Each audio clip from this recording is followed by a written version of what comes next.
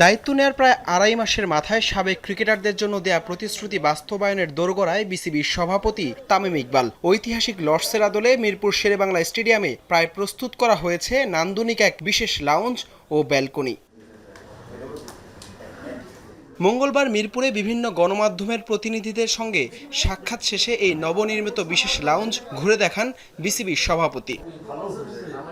Home of ক্রিকেটে বেশ বড় পরিসরেই তৈরি করা হয়েছে এই কর্নার। মূল লাউঞ্জের সঙ্গেই থাকছে দৃষ্টিনন্দন ব্যালকনি। গ্যালারির সাধারণ চেয়ার সরিয়ে সেখানে যুক্ত হচ্ছে আধুনিক ও আরামদায়ক আসন, যেখানে 200 থেকে 300 জন একসঙ্গে বসে আড্ডা দেওয়ার পাশাপাশি ম্যাচ উপভোগ করতে পারবেন। লাল সবুজের প্রতিনিধিত্ব করা সাবেক ক্রিকেটারদের সম্মান জানাতে পেরে উচ্ছ্বসিত বিসিবি প্রধান।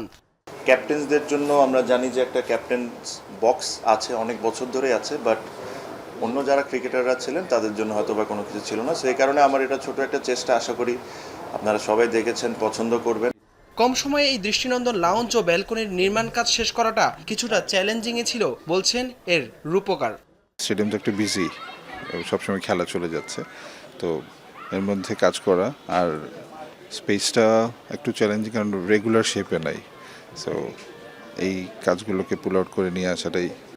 বাংলাদেশের অভিষেক টেস্ট থেকে শুরু করে নারী দলের এশিয়া কাপ জয়, দেশের ক্রিকেটের স্মরণীয় সব মুহূর্ত ফ্রেমে ফ্রেমে শোভা পাবে লাউঞ্জের দেয়ালে। বাকি কাজ শেষেই এটি উন্মুক্ত করে দেয়া হবে প্রাক্তনদের মিলন মেলা হিসেবে।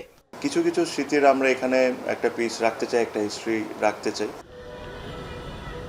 হাসান আল মারুফ, যমুনা স্পোর্টস, ঢাকা।